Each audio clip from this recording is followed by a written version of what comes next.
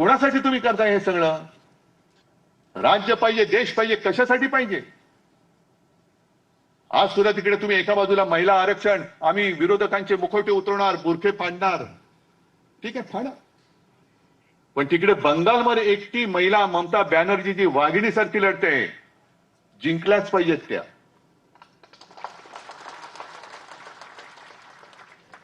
त्या एका महिलेला हरवण्यासाठी तो सुद्धा रवीश कुमारांचा तुम्ही व्हिडिओ बघा, जवळपास 2 लाखाच्या वरती सीआरपीएफचे जवान तिकडे उतरवलेत. म्हणजे मणिपूर जळत होता तेव्हा 30,000 होते आणि बंगालमध्ये निवडणुका आहेत तिकडे 2 लाखाच्या वरती. म्हणजे काही तर म्हणतात साहेब ये तो कुछ नहीं 5 लाख तक जवान उतारे. मतदान करणार कसं? कोण करणार? जर फौजा बघितल्या नाक्या नाक्यावर, कोण तुमची हिंमत आहे मतदानाला उतरायची? आणि उद्या यांनी जर का ठप्पे मारले आणि ममता बॅनर्जी हरल्या तर जितमया म्हणून पुन्हा तंगडी वरती करून नाचणार आहे? ही लोकशाही आहे. योगी आदित्यनाथ तिकडे, पंतप्रधान तिकडे, आमचे मुख्यमंत्री तिकडे, आणि या राज्यामध्ये ड्रग्स रॅकेट चालले, महिलांचे विनयभंग होत आहेत, भोंदूगिरी वाढते. पण नाही, आम्हाला त्याची काही देणं घेणं नाही. आम्हाला फक्त आम्ही राज्य महाराष्ट्र जिंकला, आता बंगाल जिंकायचं, बंगाल जिंकला आसाम जिंकायचं, आसाम जिंकला हे जिंकायचं, हेच चाललं. कामगार ओरडतोय, कामगार बोंबलतोय, त्याच्याकडे लक्ष नाहीये. तुम्ही जर का तिकडे मोर्चा काढला, पाकिस्तानचं हे कारस्थान आहे जे नोएडामध्ये झालं ना त्यांचं.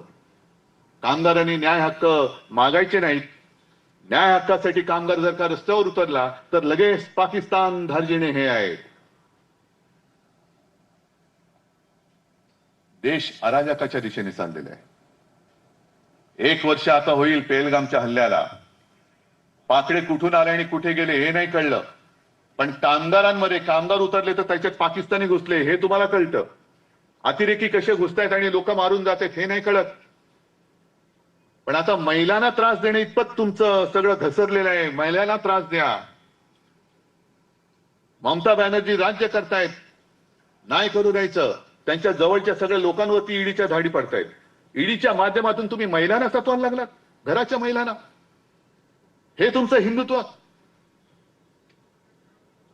पण तिकडे धाडी टाकायच्या आणि तिकडे प्रचाराला गेलेले योगी आदित्यनाथ बोललेत. तुम्हाला लक्षात आले काय बोललेत? कारण त्या बातम्या नाही ते तिकडे. योगी आदित्यनाथांचं एक क्लिप आलेली आहे. त्यांनी ते काय केलं, विवेकानंद जी इस देश इस बंगाल के सुपुत्र थे जिन्होंने कहा था तुम मुझे खून दो मैं तुम्हें आजादी दूंगा.